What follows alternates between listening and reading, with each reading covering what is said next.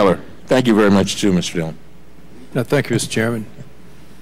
To Mr. Coble's point, I would guess if the roles were reversed and this spill was off of North Carolina rather than Mississippi, Alabama, and Florida, and a significant number of the gentlemen's fishermen were out of work as a result of that spill, I would guess that those fishermen would take great offense that a vessel from overseas was brought in to do the work that they were capable of doing.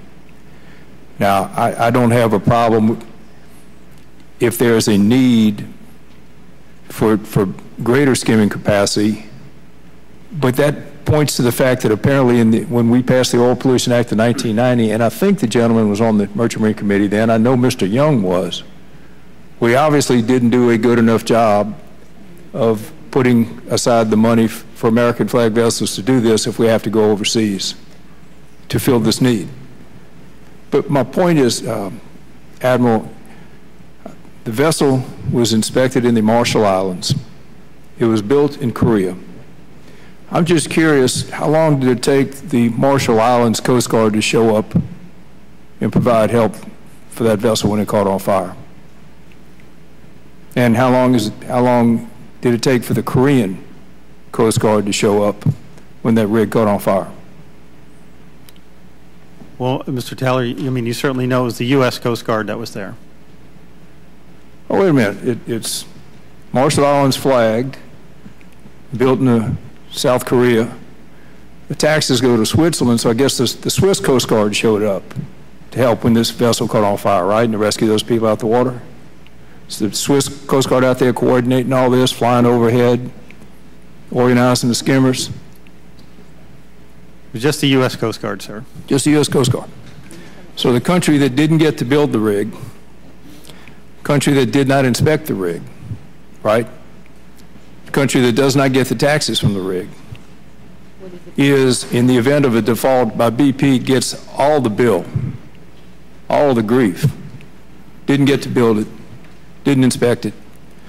Let's go to another point.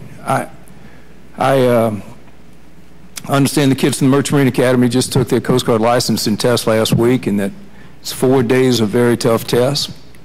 I think 70% of the kids passed, which means 30% of the kids after 4 years of studying did not pass at least the first go around. I'm just curious if that 30% that didn't pass showed up with a note from the Marshall Islands that said they had passed their third mate's exam. Would you sign off on it?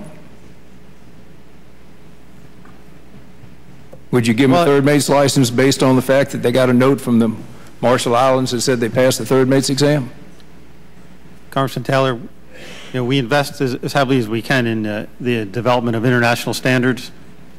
And if someone on a Marshall Island flag ship presented a Marshall Island flag third mate license, we would accept it.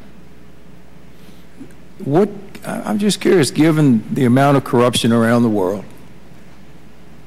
what guarantee do you have that that license in the Marshall Islands or Panama or any of these other countries where a great many vessels are registered, what guarantee do you have that they actually performed those safety inspections before the United States Coast Guard signed off on them?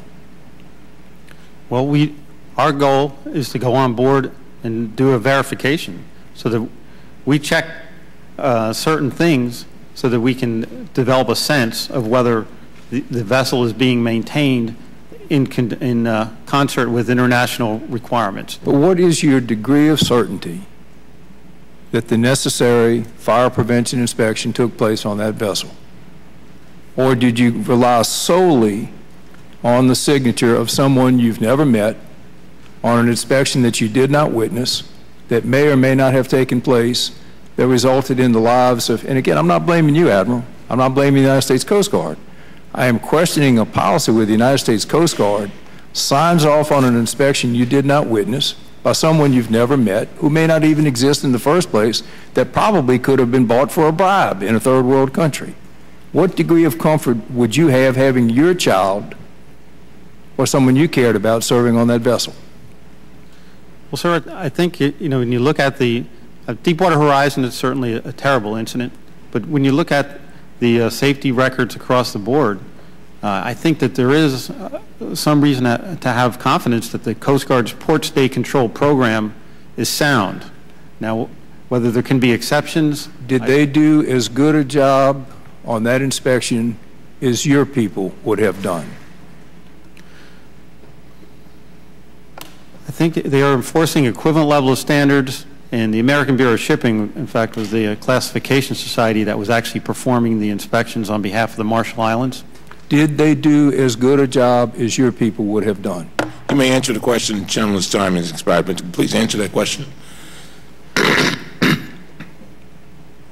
To the extent that we can verify the compliance, it was as good a job. We weren't there, like you said, so we don't have actual knowledge.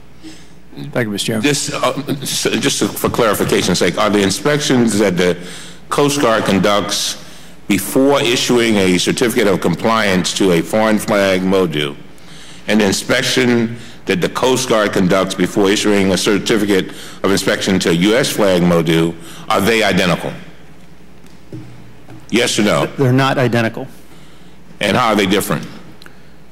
They're different in that for a U.S. flag, we follow the U.S. regulations and apply those regulation by regulation. To the extent that we have been able, and we've been very successful in getting those types of standards replicated through international instruments, the foreign flag certificate demonstrates that they're built and maintained to an international standard, and then the Coast Guard verifies that we do in fact believe that they are being maintained to that through, we put the crews through drills, firefighting and lifeboat drills.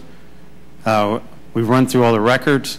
We do spot checks on engineering things. We check their steering systems, physically move them. We double check their bridge equipment. So those are the kind of things that are done as a verification. And then, as I said in my opening comments, if there's a reason to suspect that something's not being maintained, all bets are off, and we can dig as deep as we want across the board. But it's a verification examination. Mr. Lobiando. Mr. Chairman, I ask unanimous consent that Mr. Micah be allowed to sit on the committee. Without objection. And I yield my